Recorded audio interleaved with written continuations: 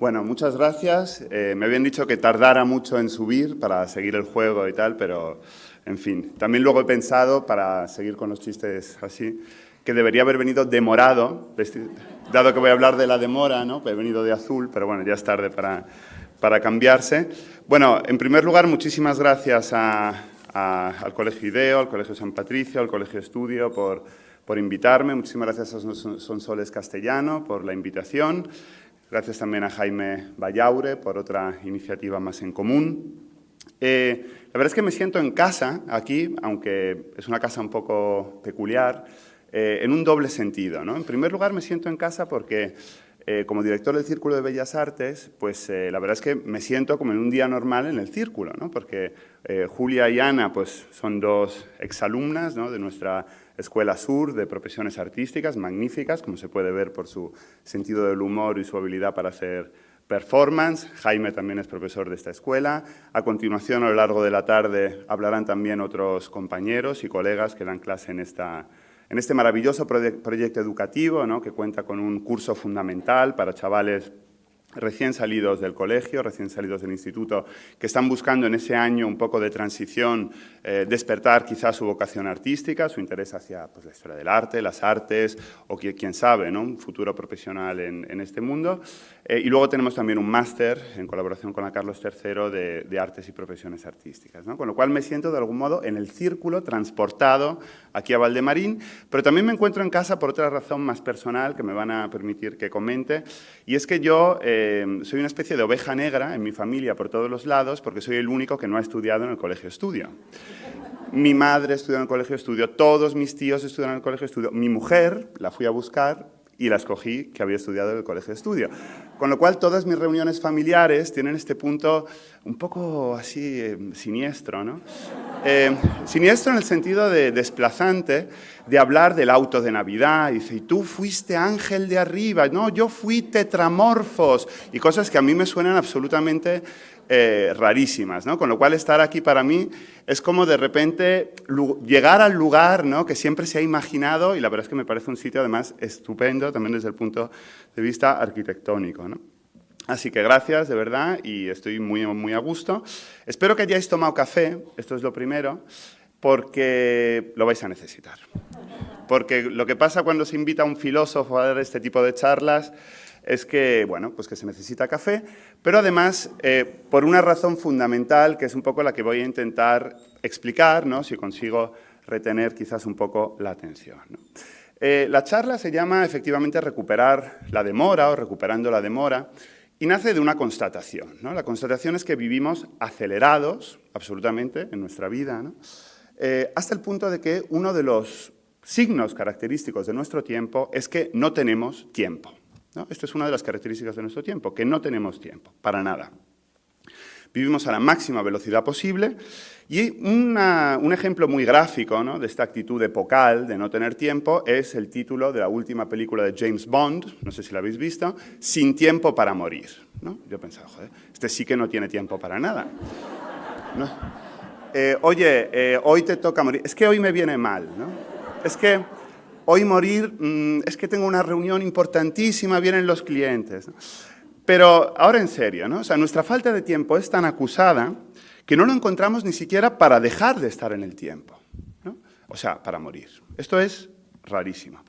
No hace falta ponerse heideggeriano, que a estas horas de la mañana siempre es malo, ¿no? Y definir al hombre como un ser para la muerte, para saber que esta, la muerte, es nuestro horizonte más propio, ¿no? Más constituyente. Es desde la antigua Grecia, lo que nos distingue de los dioses, ¿no? En los poemas homéricos todo el rato se contrapone a los mortales y a los inmortales, ¿no? Los hombres son los mortales porque la muerte es lo que los define, ¿no? También en Grecia, prepararse para una buena muerte era la tarea de toda una vida, ¿no? Así decía, por ejemplo, Platón, que filosofar es aprender a morir en vida, para que cuando llegara el momento de la muerte, como el de Sócrates, por ejemplo, pues se pudiera morir serenamente. Pero entonces, hoy nos negamos a nosotros mismos incluso el tiempo para morir, como dice la película de James Bond, ¿no? En comparación con la antigua Grecia, pero ¿por qué? ¿Para qué? ¿Qué tenemos de más importante? O he dicho en otras palabras, ¿en qué estamos? ¿No? ¿En qué estamos todo el día y todos los días? Pues La respuesta yo creo que es bastante sencilla, ¿no? Estamos en las cosas. Voy a intentar explicar un poco a qué me refiero con esto de estar en las cosas, ¿no? Lo que quiero decir es que estamos absolutamente volcados en los objetos, en el mundo que nos rodea. ¿Para qué? Pues para conocerlo con nuestro entendimiento, ¿no? Para desearlo con nuestra voluntad y para consumirlo con nuestra petición, ¿no? De tal forma que conocer, desear y consumir los objetos, y no solo los objetos, sino también las personas reducidas a objeto, reducidas a cosa, objetificadas, reificadas, son los tres rasgos característicos, los tres elementos vitales de nuestro tiempo: conocer, desear y consumir. Husserl, el maestro de Heidegger, decía que nuestra conciencia, es como una flecha. Él hablaba de la conciencia intencional, ¿no? Que como una flecha se dispara intencional e incesantemente hacia las cosas. Está absolutamente siempre proyectada en los objetos, ¿no? Como James Bond, en la última película de la que he hablado antes, nuestra conciencia no para de disparar. De hecho, si han visto la película, no pasa otra cosa en toda la película, porque el hombre está todo el rato disparando y no hace nada más. O sea, que es una buena ilustración de la conciencia intencional de Husserl, ¿no? Esto lo digo como método así educativo, docente, innovación docente. Luego iré a la innovación docente, ¿eh? No se crean que va a ser todo filosófico. Pues bien, esta proyección hacia el objeto impide, como veremos, un cierto acceso a nosotros mismos, a nuestro yo, de tal forma que la introspección, la meditación, la reflexión son algunas de las actividades más denostadas de nuestro tiempo, ¿no? Yo soy profesor de filosofía en la universidad, además de dirigir ahora el círculo, y es muy común la pregunta de, bueno, ¿pero qué hacéis los filósofos? Pensar. No sé si a esto os ha pasado alguna vez, ¿no? Pensar, ¿no? El otro día vi, como no hay políticos, ya me han dicho los organizadores aquí que no hay políticos en este congreso, vi el cartel de la Semana de la Ciencia, ¿no?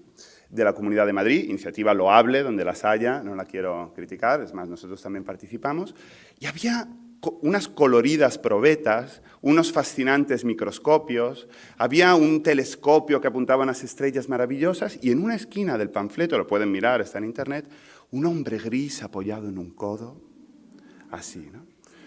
El filósofo, el humanista, ¿no? Claro, así como vamos a despertar las vocaciones humanistas y filosóficas en nuestros alumnos, ¿no? Pero bueno, como digo, en nuestro mundo objetocéntrico falta esa reflexión y esa introspección. Pues bien, a pesar de que esta falta de tiempo y este estar volcado en las cosas del mundo parecen una actitud definitoria especialmente de nuestro tiempo, en realidad, pues desde el principio de la filosofía, los filósofos hemos estado un poco molestando, ¿no? Reivindicando esta vuelta a nosotros mismos y a dejar de estar ocupados en las cosas, ¿no? Desde las meditaciones de Marco Aurelio hasta las reflexiones actuales de Nuccio Ordine, este filósofo italiano que no sé si conocen, pero que es realmente muy interesante, la filosofía se ha visto en la obligación de recordar a su propio tiempo la importancia de frenar el ritmo acelerado que marca nuestras vidas para vivir el presente de forma sosegada, ¿no? Hay un eco proustiano en el título de mi ponencia, ¿no? De recuperar la demora, como recuperar el tiempo perdido de Proust, ¿no? A la recherche, ¿no? A la búsqueda del tiempo perdido. Y de hecho, pues se va a ver reflejada esta influencia de Proust en mi conferencia, en que voy a soltar técnicamente lo que se llama un Proustio, que quiere decir un rollo, ¿no? Esto es una unidad de medida del aburrimiento, del que hablaremos luego. ¿Cuántos Proustios ha tenido esa conferencia, ¿no? 2, 3, 10 Proustios. Pues aquí vamos a alcanzar un nivel de Proustios interesante. Bien, como digo, el propio Husserl, del que ya hemos hablado, proponía cesar la actividad intencional, esta actividad, este disparar de la conciencia hacia los objetos, para poner de algún modo el mundo entre paréntesis en una actitud vital que él llamaba, con una palabra griega maravillosa, llamaba epogé, ¿no? Hacer epogé quiere decir dejar de disparar intencionalmente hacia el mundo y de algún modo volver a nosotros mismos, ¿no? Una de las mejores expresiones de esta actitud se encuentra en los pensamientos de Pascal, ¿no? Blaise Pascal, uno de estos autores aparentemente secundarios del canon filosófico, que quizás hayan sido marginados del canon fundamental justamente porque decían verdades como puños, ¿no? Porque ponían el dedo en la llaga, en lo más incómodo, como en esta cita que les voy a leer ahora mismo, que creo que es tan actual como entonces, ¿no? Casi 4 o 5 siglos después. Decía Pascal: nunca nos atenemos al tiempo presente. Nos anticipamos al porvenir como demasiado lento en llegar, como para apresurar su curso. O bien llamamos al pasado para detenerlo como demasiado rápido, tan imprudentes que nos extraviamos en tiempos que no son los nuestros y no pensamos en el único que nos pertenece. Y tan vanos que pensamos en aquellos que no son nada y escapamos sin reflexión al único que subsiste. Es, sigue Pascal, porque por lo general el presente nos hiere. Lo ocultamos a nuestra vista porque nos aflige y si nos es agradable, sentimos verlo escapar. Tratamos de retenerlo por medio del porvenir y pensamos en disponer las cosas que no están en nuestra mano para un tiempo al que no tenemos ninguna seguridad de llegar. Fin de la cita, ¿no? Pues bien, en lo que sigue me gustaría con todos ustedes intentar recoger este guante de Pascal e intentar recuperar la demora, ¿no? Pero antes de recuperarla, hay que entender exactamente qué es la demora, ¿no? ¿A qué me refiero con esto de la demora? Bueno, etimología, ¿no? Porque los filósofos, cuando no sabemos por dónde empezar, siempre vamos a la etimología, pero en este caso es especialmente interesante porque demora viene del verbo morari, en latín, que quiere decir detenerse, demorarse. De ahí viene el español morada, por ejemplo, ¿no? La casa, la morada. El italiano dimora, muy parecido al español demora, pero que sin embargo significa también casa, significa también hogar. Pues bien, recuperar la demora significa, dicho muy sencillamente, abandonar la cosa y recuperar la casa. Dicho de alguna manera, dejar las cosas del mundo, este frenesí en el que estamos envueltos hacia la exterioridad, y recuperar esa casa, esa morada, ese castillo interior, por utilizar las palabras de Santa Teresa, que es nada más y nada menos que nuestro yo. Como nos pedía Pascal, hay que recuperar el tiempo, el único que existe, ese tiempo que somos. En lo que siga voy a intentar demostrar de alguna manera que nosotros somos, en lo más íntimo, tiempo. En efecto, es muy posible, como sostenía Locke, que nuestro yo no sea nada más que una corriente ininterrumpida de conciencia y memoria. Esto es un hilo temporal en el que se ordenan nuestros recuerdos, nuestros sentimientos, nuestros pensamientos. Y pocas décadas después de Locke, Immanuel Kant, había hecho del tiempo la forma pura a priori de la sensibilidad interna y externa. Dicho de manera un poco simplificada, ¿no? Que no sé si el café está dejando de hacer efecto, ¿no? El tiempo es para Kant esas gafas que nos sirven para mirar la realidad, tanto interior como exterior. Son unas gafas que traemos de serie y de las que no nos podemos desprender. Por lo tanto, nos permiten para acceder al mundo, el tiempo, pero también a nosotros mismos. En cambio, el espacio, para Kant, es la forma pura a priori solo de la sensibilidad externa. O sea, solo nos vale para conocer el mundo, pero no tiene ningún valor dentro de nuestro yo. No podemos decir, a la derecha, abajo, angustia. Arriba, a la izquierda, aburrimiento. ¿No? Esto no tiene sentido. Y, sin embargo, ordenamos nuestro fluir de la conciencia diciendo cosas como, antes estaba triste, ahora siento angustia. El recuerdo de mi abuelo es más antiguo que el de mi hija. Hace un año, depresión e incertidumbre. Ahora, nerviosismo e ilusión, por ejemplo, ¿no? Así es como construimos una narración del yo. Las gafas del tiempo, por lo tanto, nos permiten acceder a nuestro yo, cosa que el espacio no permite. O incluso, si somos estrictamente kantianos, de algún modo construirlo, hacerlo, ordenarlo. En ese sentido, reparar en el tiempo, recuperarlo, solo es posible si se vuelve desde las cosas a la interioridad del sujeto. Me gustaría dejar algo claro para disipar una duda que a lo mejor está surgiendo en el ambiente, ¿no? Y es que esta llamada a la interioridad que les estoy proponiendo, ¿no? Un poco en diálogo, pero veremos que no es una contradicción, sino en el fondo es muy parecido a lo que nos decía antes Rafael, que nos decía callar esa vocecita interior, ¿no? Yo pretendo escuchar a esa vocecita interior, pero como veremos también para trabajarla, para transformarla y en última instancia para trascenderla, ¿no? Pues bien, esta vuelta a la interioridad, a la reflexión sobre nuestro yo, no implica un solipsismo o una pasividad. No estoy diciendo que seamos indiferentes hacia lo exterior y nos refugiemos en una especie de castillo interior del que no hay que salir. Al revés, lo que digo es que solo es posible un acceso sólido y seguro al mundo exterior para conocerlo, pero también para transformarlo, si primero conocemos nuestro yo, si partimos del autoconocimiento. Y esto no solo lo dice la modernidad, no es solo algo que encontramos en ese canto de inicio de la modernidad, que es el cogito ergo sum de Descartes, ¿no? Esa piedra sólida sobre la que se asienta todo el resto del conocimiento. Descartes, después de haberse conocido a sí mismo, ya está seguro de que puede sobre esa base construir todo lo demás. Como digo, no solo la modernidad ha tenido este punto de vista, sino que es mucho más antiguo. Y lo encontramos, por ejemplo, en otro grandísimo filósofo como es San Agustín, ¿no? San Agustín de Hipona, que justamente nos invita a regresar a nuestro yo, pero como he dicho antes, para, en última instancia, superarlo, ¿no? Sus palabras son archiconocidas. Noli forasire in te ipsum redi, in interiore hominis habitat veritas, sed situam naturam mutabilem in veneris, trascende ette ipsum. Es decir, no te vayas fuera. Regresa dentro de ti mismo. En el interior del hombre habita la verdad. Pero si encuentras tu misma, si encuentras tu naturaleza mutable, cambiante, frágil, trasciéndete a ti mismo. Por lo tanto, hay que recuperar la demora, porque esta nos permite acceder al propio yo, y acceder al propio yo nos permite construir el resto de conocimiento de una manera más sólida, de una manera más fuerte. Y esto es, como hemos dicho, por la naturaleza temporal de nuestro yo, porque nuestro yo es fundamentalmente tiempo. Pero, como estábamos con preguntas ya bastante dificilillas, pues ahora os propongo otra, ¿no? No vamos a hacer aquí un tal, pero porque no sé manejarlo, porque si no sería genial, una cosa de estas del móvil. La pregunta que quiero compartir con ustedes es, ¿qué es el tiempo?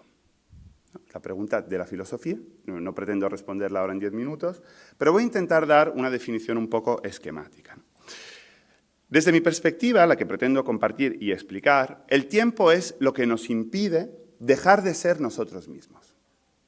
El tiempo es lo que nos impide dejar de ser nosotros mismos. El tiempo es lo que nos permite, dicho de otra manera, seguir siendo nosotros mismos. Es lo que imposibilita, de hecho, una completa fusión de nuestro yo con los objetos. Es el que preserva, dicho de otra manera, una distancia irrenunciable entre el yo y el objeto. Precisamente por esta razón, aunque no voy a entrar en ello, en la gran pregunta ser y tiempo, ¿no?, de Heidegger, ¿no?, que tela también, ¿no?, pero quiero decir, es muy fácil de resumir, ¿eh? La estructura fundamental del ser ahí para Heidegger es el tiempo, porque el Dasein, el ser ahí, el ser humano, tiene una estructura fundamentalmente temporal, somos tiempo.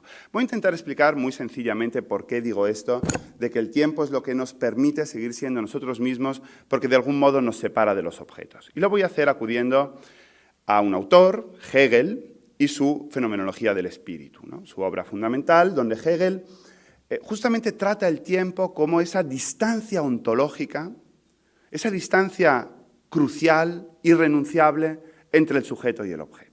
Estamos aquí en un congreso sobre espacio y tiempo, pues vamos a ver qué nos dice Hegel sobre qué es el tiempo.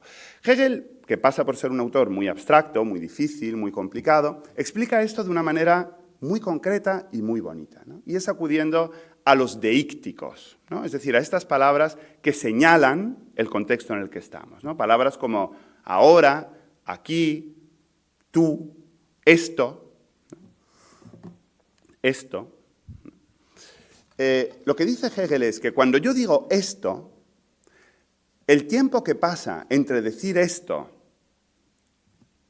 y esto hace que ya cambie el esto al que me refería, ¿no? Es decir, cuando he terminado de pronunciar la palabra esto, esto ya no es esto, es otra cosa. Ha cambiado imperceptiblemente, pero ha cambiado. Cuando digo aquí, el aquí, cuando empezaba a decir la A y cuando he terminado de decir la I, ese aquí se ha transformado. Puede que muy poco, pero por ejemplo las propiedades relacionales, ¿no?, han cambiado muchísimo, ¿no? Y lo mismo pasa con el tú, lo mismo pasa con el ahora, ¿no? Con el ahora es lo más claro. Ahora ya no es ahora, es antes.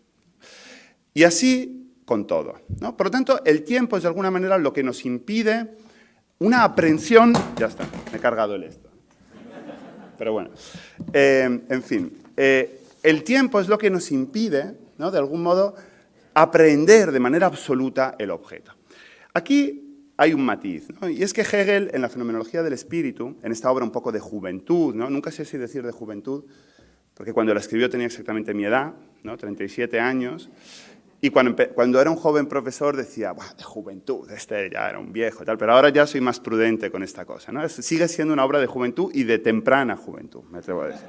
Bueno, pues en esta obra de niñez, porque en el fondo la escribió cuando era un niño, en esta obra infantil, en la fenomenología del espíritu, Hegel todavía tiene la pretensión, la ambición de que esta fusión entre el sujeto y el objeto se puede lograr de una manera completa. Él habla de un tipo de conocimiento que llama el saber absoluto, que sería la última forma de conocimiento posible, pero para que haya saber absoluto, Hegel necesita que no haya tiempo.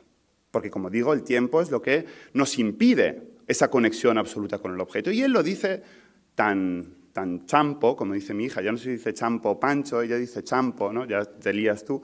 Él lo dice así tan claramente, dice la cancelación del tiempo, ¿no? Die Tilgung der Zeit, ¿no? La cancelación del tiempo es posible. Es posible que logremos un conocimiento completo, pleno, absoluto de las cosas, ¿no? El optimismo ilustrado, por así decirlo, el optimismo de una época que confía de manera ilimitada en el conocimiento.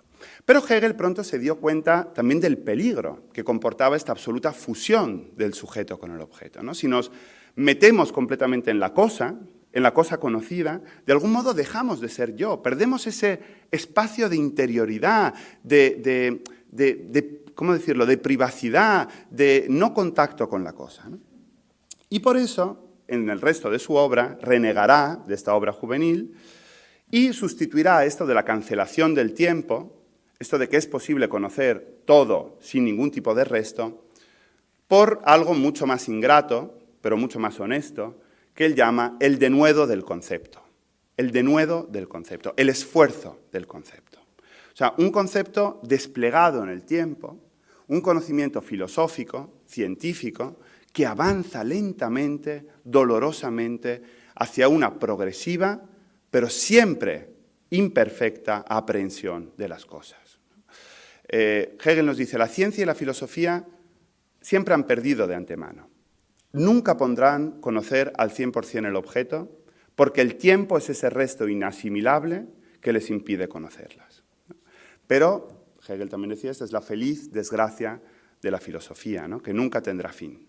De la ciencia también podríamos decir, ¿no? Que siempre quedará algo por conocer, algo que se resista a nuestro conocimiento. Pues bien, Hegel describe su apuesta por este conocimiento discursivo, por este conocimiento en el tiempo, con una hermosísima cita de Goethe, del Fausto de Goethe, un poco así, que suena a condena, ¿no? Un poco así. Pero bueno, la cita es muy bonita. Dice, si desprecias el entendimiento y la ciencia, los más altos dones del hombre, al diablo te habrás entregado y tendrás que perecer. ¿No? Es decir, si apuestas por un conocimiento intuitivo, místico, inmediato, fácil, en vez del entendimiento y la ciencia, con su esfuerzo, con su denuedo, con sus problemas, te habrás entregado al diablo.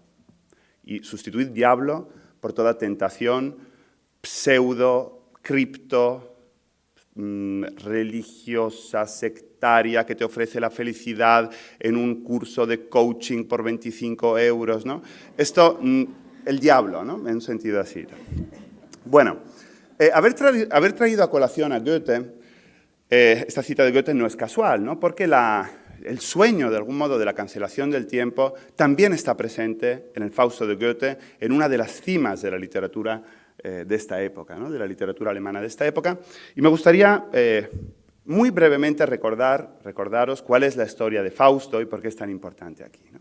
Como sabéis, bueno, pues el Fausto de Goethe a su vez se inspira en una leyenda medieval, ¿no? Pero Goethe le da toda una vuelta pues para imprimir ahí lo que quiere contar, y empieza con una conversación en el cielo entre Dios y Mefistófeles, donde, pues bueno, Mefistófeles, el diablo, dice, oye, hay aquí un siervo tuyo, un fiel, llamado Fausto, voy a ir a tentarle, ¿no? Voy a ir a ver si le puedo robar el alma. Y Dios dice, bueno, allá tú, no parece muy preocupado, Dios, porque la verdad es que la tarea del diablo, como explicaré ahora, es bastante difícil, ¿no? Fausto es un doctor, es un médico, es un humanista, es un gran sabio, ya de una cierta edad, que básicamente ha realizado todas las experiencias del mundo. Ha hecho todo lo que se podía hacer, ¿no? Ha leído todo, ha conocido todo, ha viajado por todo el mundo, ha conocido a un gran número de personas y, por lo tanto, está profundamente aburrido, ¿no? Está desmotivado, nada le motiva, nada le llama, ¿no? En este momento llega a Mefistófeles y le dice: Fausto, mira, vamos a hacer un pacto. Tú podrás pedirme todas las experiencias, poseer todos los objetos, conocer a todas las personas que quieras. Yo te lo entregaré todo, pero con una condición. Si en algún momento eres tan feliz que desees que el tiempo se pare para gozar ilimitadamente de esa experiencia, entonces yo te robaré el alma. Es decir, si algo te hace tan feliz que deseas congelar el tiempo, cancelar el tiempo, recordad que era lo que decía Hegel, ¿no? En ese instante, ¡chas!, yo te robaré el alma. Fausto es, como se diría técnicamente hoy, un sobrao, ¿no? Porque le dice, yo que he visto de todo, he viajado a todas partes y tal, ¿cómo voy a querer quedarme con algo para siempre? Siempre querré algo más, ¿no? Esto es lo que se llama propiamente la actitud fáustica, ¿no? Desear siempre algo más, no estar nunca satisfecho por algo. Y entonces, bueno, pues Mefistófeles le dice, bueno, pues a ver, vamos a intentar, y como suele pasar en estas cosas, pues Fausto empieza por pedir pues una experiencia carnal, ¿no? Es decir, hay una chica muy guapa en el pueblo, llamada Margarita, más joven. Dice, oye, Mefistófeles, ¿se podría hacer algo con Margarita? Margarita se rinde a Fausto inmediatamente, tienen un hijo, pero al muy poco tiempo Fausto se cansa de ella, la abandona, por cierto, sufre un destino muy trágico, no hago aquí spoiler del final de la primera parte del Fausto, pero en fin, bastante chungo. Y entonces dice, bueno, pues ya puestos a pedir mujeres, dice Fausto, pues ¿por qué no resucitamos a Helena de Troya, la mujer más bella que ha existido nunca, y pues mejor estoy con ella, ¿no?, que con Margarita? Resucitan a Helena de Troya, se enamoran, tienen un hijo llamado Hefestión, listísimo y no sé qué, pero pronto se cansa también de Helena, se cansa del amor, y dice, mira, quiero más cosas, las cosas más distintas, ¿no? Quiere ir como una especie de fiesta zombie, llamada la Noche de los Valpurgis, quiere descender a los infiernos, quiere ser el general en jefe del ejército del emperador y vencer batallas para él, ¿no? En fin, todo tipo de cosas y ninguna le basta, siempre quiere más, ¿no? Está en las cosas, las devora, las consume, un poco como nosotros, ¿no?, hoy en día. Mefistófeles está desesperado, dice, madre mía, a este hombre nada le basta, nada le satisface, hasta que de repente ocurre algo absolutamente insólito e inesperado. Van cabalgando por el norte de Europa y de repente Fausto ve algo y pronuncia las famosas frases. Esto si conocéis la música de Berlioz, ¿no? Berlioz en su, digamos, recomposición o interpretación musical del Fausto de Goethe, lo presenta como este ritmo incesante de Fausto a caballo que de repente se corta abruptamente porque dice las famosas palabras que le condenan, las palabras instante, detente, eres tan bello. En ese momento, como ha deseado la cancelación del tiempo, que el tiempo se pare, Mefistófeles llega y le roba el alma, porque ha caído en su trampa, ha perdido la apuesta, ¿no? Nos podemos preguntar qué es esto que ve Fausto después de todas estas experiencias que le hace caer en la trampa de Mefistófeles, ¿no? Y la verdad es que la respuesta es un poco rara para nosotros hoy, porque lo que ve básicamente es una especie de puerto industrial, holandés, seguramente el puerto de Rotterdam, que no sé si habéis estado ahí, pero no es para quedarte toda la vida, no es para quedarte, la llaman la Albacete de Holanda, solo digo eso, ¿no? Pero, esto es broma, es un chiste mío. Pero, quiero decir, ¿por qué para Fausto es tan interesante el puerto de Rotterdam? Porque en las palabras poéticas de Goethe dice, porque está ganando, hay una humanidad que trabaja junta de distintos países, que gana progresivamente tierra al mar, ¿no?, los diques holandeses, que comercia con todo el mundo, que lleva la actividad humana a todas partes, ¿no? Y eso para él es la mayor fuente de felicidad. Esto traduce, por cierto, un paradigma moderno, ¿no?, que también habría que condenar, pero eso es otra cosa, de que la máxima aspiración del ser humano es justamente la victoria contra la naturaleza para producir, para hacer, para comerciar, ¿no? Esto pues daría para otra conferencia, pero es muy indicativo, ¿no? De hecho, el principio del Fausto de Goethe es, en el principio era la acción, que es una retraducción del evangélico en el principio era el verbo, ¿no? Ya no nos vale solo con el verbo, no nos vale solo con la palabra, queremos acción, ¿no? De nuevo la película de 007 y los tiros incesantes, ¿no? Pues bien, nuestra época es la época de la acción, de la producción de objetos, porque, como hemos dicho, está completamente volcada en las cosas hasta el punto de perder el propio yo por querer permanecer en ellas. Goethe lo dice claramente: desear que el tiempo se detenga, que deje de existir, implica la pérdida de la propia alma y de la propia individualidad. Bueno, pues ¿qué implica, en mi opinión, esta lectura de Goethe y de Hegel para el momento actual, para nuestra tarea de recuperar la demora y, al final iremos a ello, también para el contexto educativo? Bueno, pues en ambos casos, tanto en el plano, por así decirlo, cognoscitivo, que es el que hemos visto en la fenomenología del espíritu de Hegel, como en el plano volitivo, desear objetos para consumirlos, que sería el Fausto de Goethe, recuperar la demora implica recuperar el aburrimiento. Recuperar el aburrimiento como elemento valioso de nuestras vidas. Hay que justamente detenerse en ese aburrimiento que Fausto rehuía, que todos nosotros, como Faustos que somos, rehuimos. Sé que suena un poco raro abogar por el aburrimiento, ¿no? Y la palabra, desde luego, no ayuda, ¿no? Desde luego, la palabra española no ayuda menos incluso que las otras, noia, ennui, boredom, porque aburrimiento lleva dentro de sí el horror, ¿no? Viene del latín aborrere, que quiere decir justamente huir de lo horroroso, ¿no? De tal forma que si toda la física medieval y toda la física moderna fueron una lucha contra el horror vacui, es decir, contra ese pensamiento insoportable de que pudiera existir el espacio vacío, también toda la mentalidad moderna ha sido una lucha, podríamos decir, contra el horror temporis, ¿no?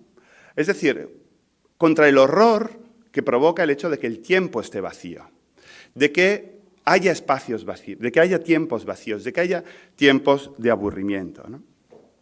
Y por eso, como les diré al final, como un poco para también provocarles un poco y suscitar el debate, me gustaría instarles a educar aburriendo, o más propiamente educar en el aburrimiento, que es distinto.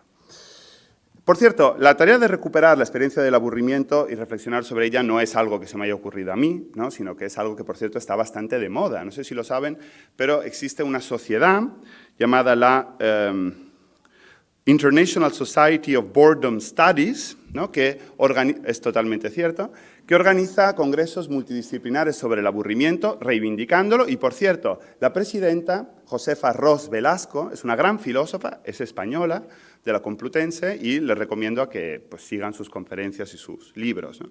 Otro gran filósofo, Javier Gomá, ¿no? También reivindica en sus conferencias, en sus libros, una vida que huya de lo excepcional, ¿no? Que huya de lo necesariamente emocionante y sepa valorar la cotidianidad, la repetición, la sencillez y, ¿por qué no?, el aburrimiento, ¿no? O, en el plano literario, el escritor Antonio Gómez Rufo también constantemente en todas sus novelas introduce la necesidad de saber aburrirse, volver a saber aburrirse.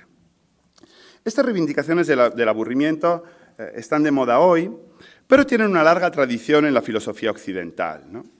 No me voy a detener aquí en todo lo que además traía aquí, porque es mucho, ¿no? Pero pongo solo algunos ejemplos muy, muy breves, ¿no? Por ejemplo, Søren Kierkegaard, en Diario de un seductor, ¿no? Nos dice que para pasar de la vida estética, que es la que está volcada en los objetos, nuestra vida, ¿no? Nuestra vida frenética, estética, basada en las apariencias en los objetos, a la vida ética, es decir, la vida de la autorreflexión, del autoconocimiento, es necesario pasar por el aburrimiento.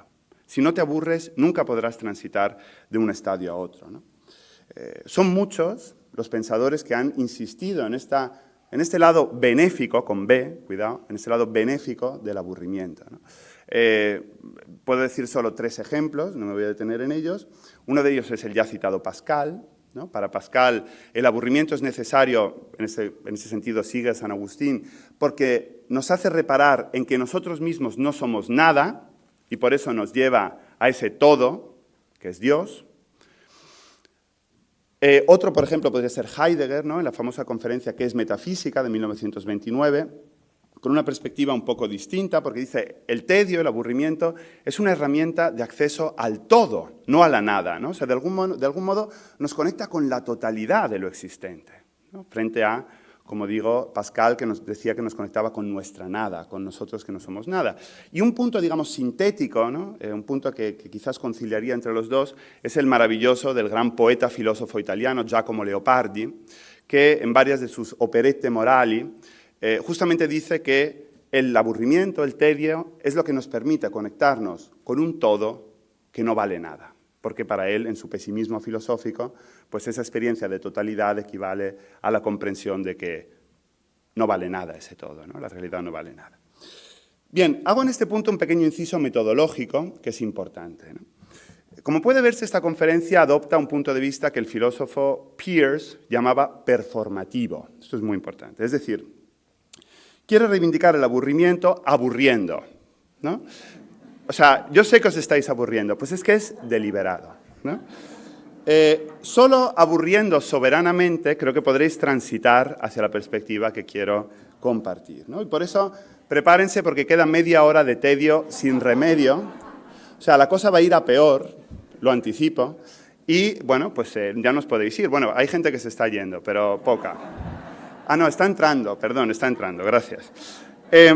Bueno, pero ahora en serio, ¿no? ¿Por qué es preciso recuperar el aburrimiento? Porque se podría objetar, bueno, ¿y qué pasa si yo no soy creyente como Pascal, nihilista como Heidegger, pesimista como Leopardi? ¿Por qué tengo que comprar esto que me estás diciendo del aburrimiento, ¿no?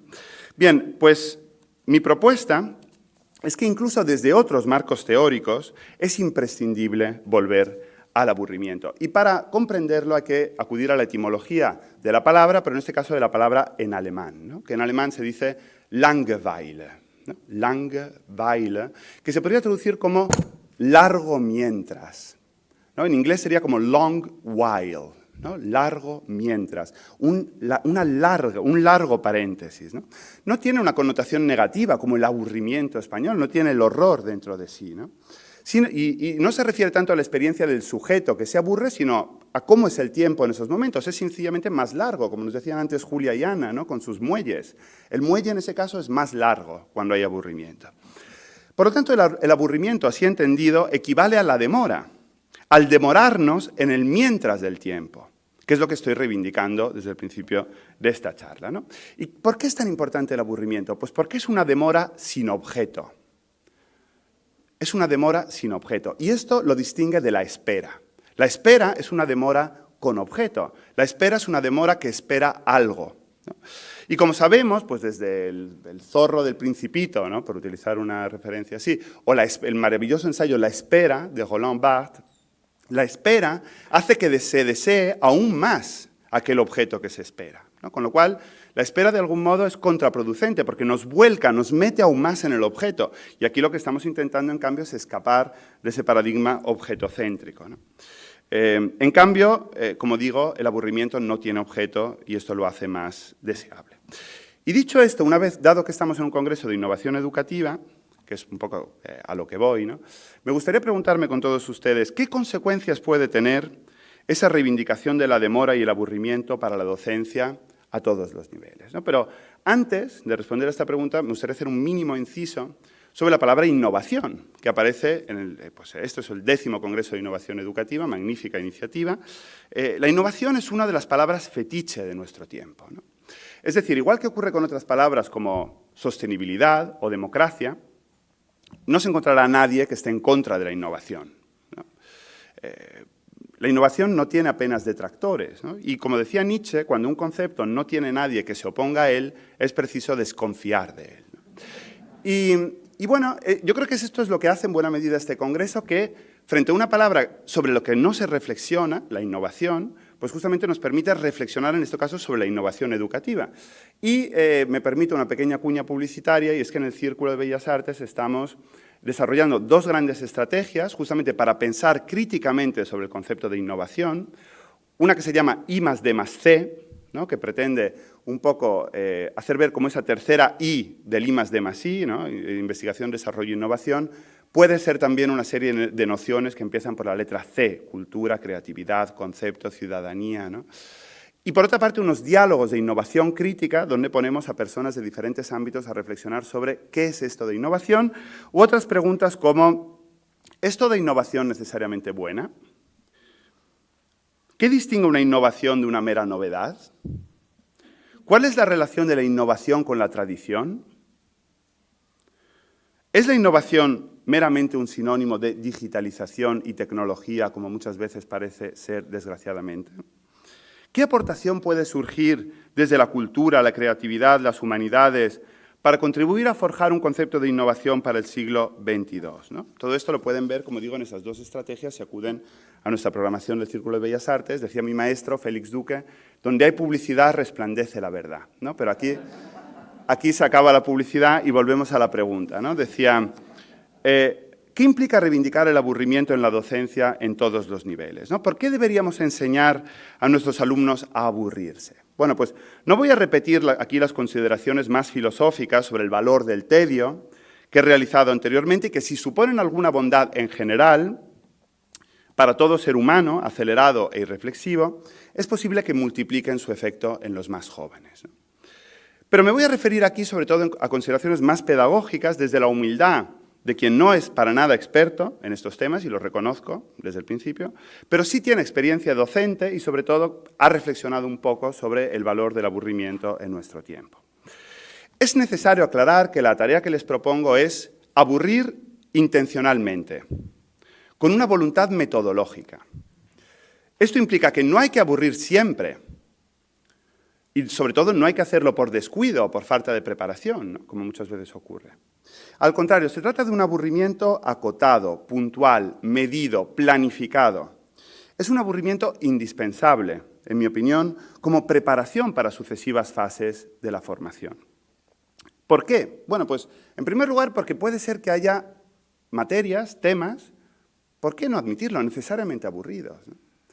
Hay obras más aburridas que otras. La crítica de la razón pura es más aburrida, pues yo qué sé, que los diálogos sobre la religión natural de Hume. Y no por eso hay que, digamos, negar eso a los estudiantes, porque si no, cuando se enfrenten al texto, van a, de algún modo, enfrentarse, chocar con eso. Pero además de ello, nuestra tarea como docentes es preparar al estudiante para todas las situaciones. También en la eventualidad de tener profesores aburridos, los estudiantes deben saber prestar atención. En tiempos de hambruna, dicho con una metáfora, es necesario saber exprimir el jugo incluso de las frutas más secas. Si solo preparamos a los alumnos para banquetes suculentos, dado que somos excelentes cocineros, y estoy seguro de que todos vosotros lo sois, es posible que disfruten y digieran estupendamente la comida de ese día. Pero les estaremos ocultando que habrá épocas de la vida en que tendrán que acostumbrarse a manjares escasos e insípidos y cuando llegue ese momento no sabrán sacar provecho de esos alimentos. Es decir, fuera de metáfora, el aburrimiento en el aula es preparación para el aburrimiento en otras aulas, en aulas sucesivas, pero sobre todo una preparación para el aburrimiento en la vida, porque hay partes de nuestra vida que son aburridas, en las relaciones personales y amorosas, en el trabajo, en el contexto político e informativo. Muchas veces hay aburrimiento, pero hay que saber lidiar con él y sacar de él todo su jugo. Un tema especialmente relevante a este respecto es el que tiene que ver con la educación online, ¿no? O con la introducción de elementos tecnológicos en la educación. A veces se esgrime que los contenidos audiovisuales educativos deben ser de duración corta, porque la atención en estos medios, seguro que lo han oído, se pierde mucho más rápidamente que en contextos presenciales. Yo mismo me embarqué hace ya algunos años en una tarea ímproba, pero que al final resultó bien, de hacer un MOOC, o MOOC, un Massive Online Open Course, en la plataforma edX, que gestiona la Universidad de Harvard, o ya no sé cuál es, que se puede ver sobre idealismo filosófico, que está todavía hoy en la Universidad Autónoma de Madrid. Ha tenido, al parecer, 100.000 estudiantes, cosa increíble. Pues cuando lo estábamos preparando, el equipo docente, en el que, por cierto, había auténticos sabios, como Félix Duque o Ángel Gabilondo, ¿no? Pues las personas responsables del curso nos decían: los vídeos deben condensar todo un tema, todo un autor, y no pueden durar más de 10 minutos. Yo les aseguro que era absolutamente frustrante ver a estos sabios de los que les he hablado, tener que mutilar y condensar sus conocimientos para poder embutirlos en cápsulas de tiempo tan reducidas. Y nunca como entonces he experimentado de manera tan clara que la falta de tiempo es enemiga de la adquisición de conocimiento. De la misma manera que, si me perdonan el excursus político, sé que no hay políticos, pero voy a hacer un pequeño excursus político. Pero es que este excursus político afecta a una de las personas que acabo de mencionar. Me entristeció mucho que el discurso teóricamente brillante, honesto y complejo de un determinado candidato electoral no encontrara el respaldo de la opinión pública, debido a los formatos y a los tiempos del actual debate mediático. Ese candidato incluso fue obligado a presentarse a sí mismo como soso, serio y formal, de manera autoparódica, porque la actual sociedad no está preparada para un político aburrido, pero honrado, inteligente y preparado, ¿no? Y al que, de hecho, como creo que prueba de su valía, se le acaba de proponer para un importante cargo institucional.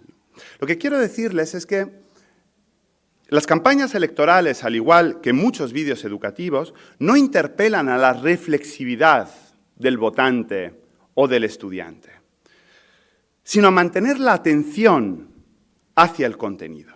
Como, de nuevo, volcado hacia el objeto, hacia el contenido, pero muchas veces sin una voluntad de autorreflexión. Todo ello, por cierto, como si fuera un fin en sí mismo, ¿no? Como si esta duración de la atención fuera un fin en sí mismo y no un mero medio para la adquisición del conocimiento. Todo ello, por cierto, sabiendo que la batalla está perdida de antemano y que vamos a peor, ¿no? Los vídeos educativos de 10 minutos tienen una duración media de visualización de 2 minutos, los de 5 de 1, los de 4 de 30 segundos, de tal manera que si seguimos por esta senda, tendremos que explicar la crítica de la razón pura en un podcast de minuto y medio, la fotosíntesis en una story de Instagram y las guerras carlistas en un meme, que esto da para memes, la verdad, porque lo de las guerras carlistas da para memes sin parar, ¿no? Bueno, permítanme la exageración, pero es que es una broma a medias. Yo opino que en un mundo con presencia cada vez mayor de contenidos audiovisuales, por eso también es intencional, de nuevo es performativo con Pierce que no haya traído un PowerPoint, ¿no? Pero yo creo que en un mundo con cada vez mayor presencia de contenidos audiovisuales es necesario entrenar la atención de los más jóvenes, ejercitarla, ponerla a prueba, a veces duramente, con ese denuedo del concepto del que hablaba Hegel.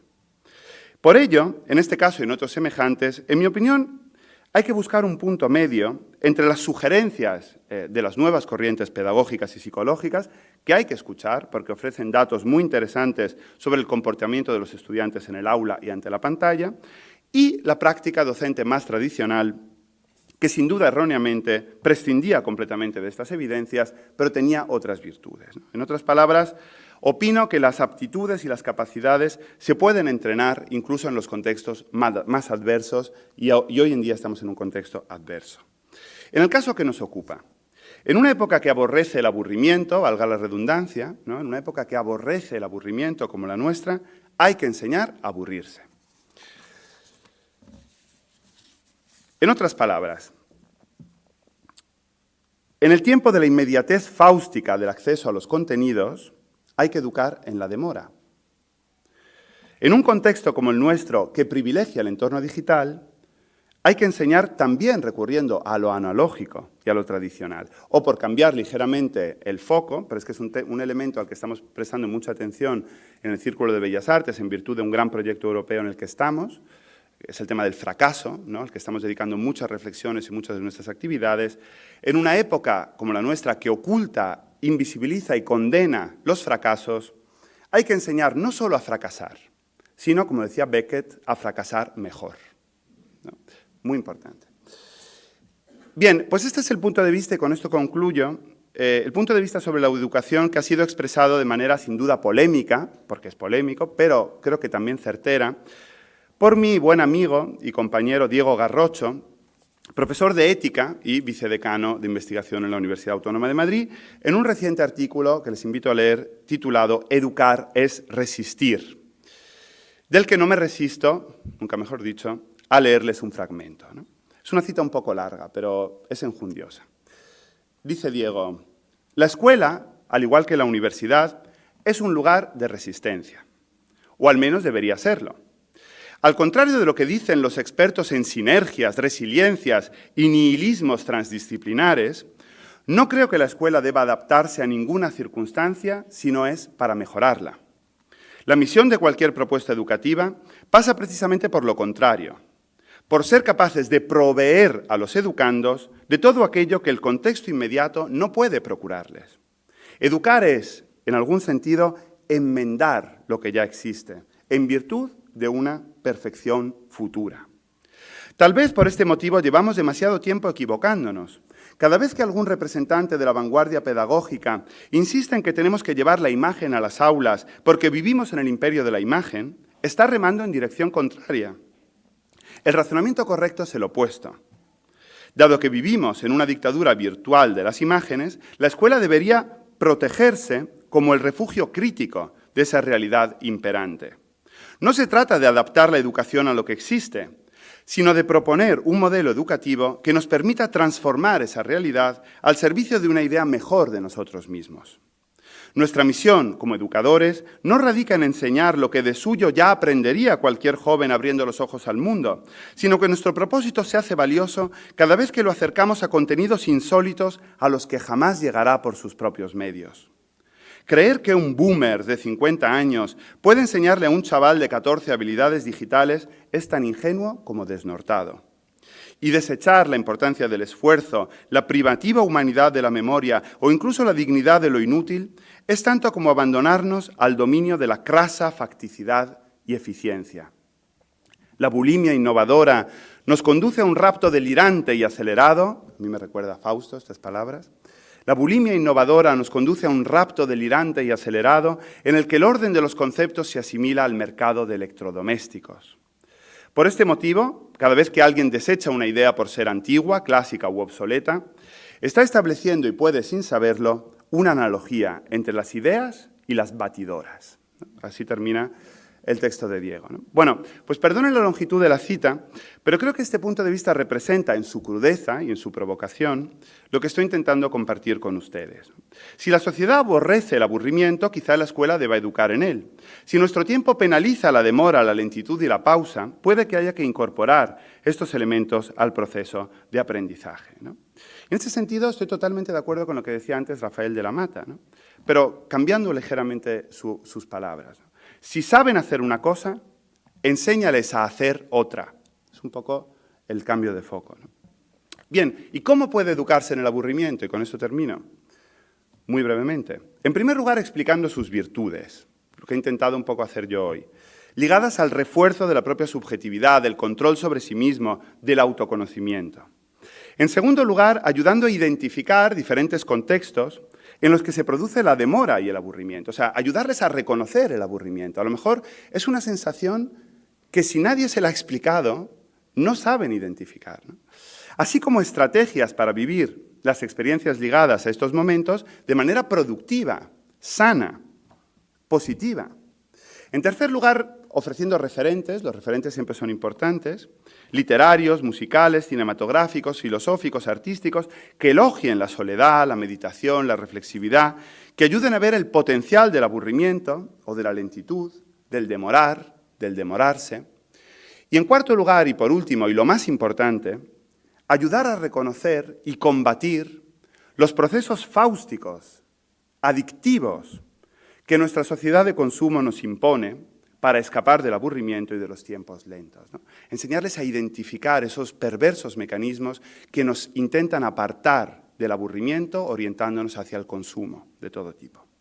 De este modo, y creo que aquí está lo más atractivo, la recuperación de la demora y el tedio se puede volver para nuestros jóvenes un acto de protesta, crítico, antisistema, una forma de ejercer la propia subjetividad y la propia singularidad. Si muchas veces se habla de revoluciones lentas y silenciosas, lo que me gustaría proponerles hoy, como una forma de resistencia, es la revolución de la lentitud, del silencio y del aburrimiento. Morar en la demora, esta, creo yo, es la revolución de nuestro tiempo. Muchas gracias.